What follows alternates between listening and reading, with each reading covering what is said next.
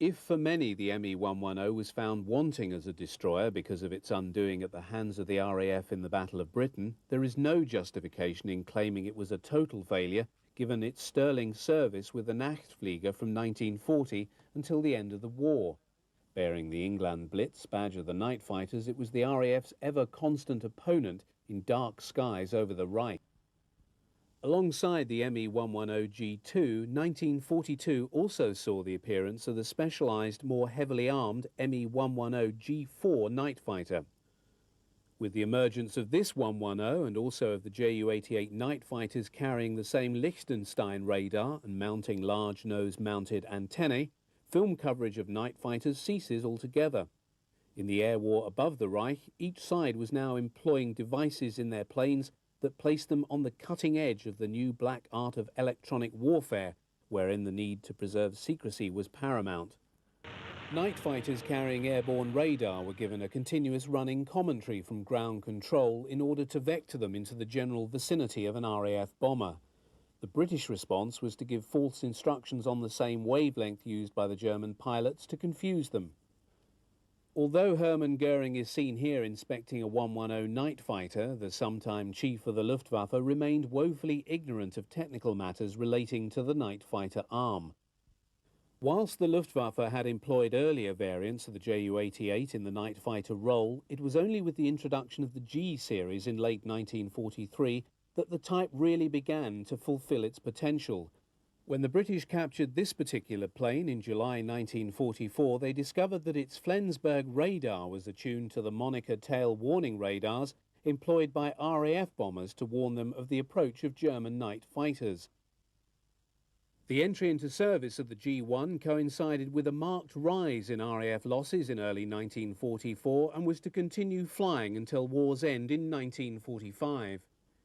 The G6 variant employed more powerful Junkers Umo inline engines to give the type higher speed.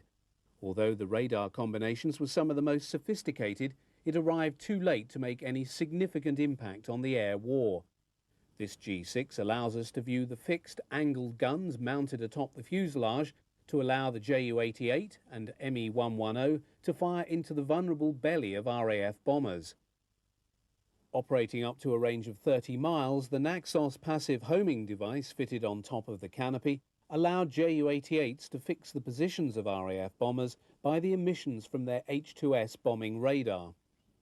Night fighter aces were fated by the German press in the same fashion as the single-seat fighter aces.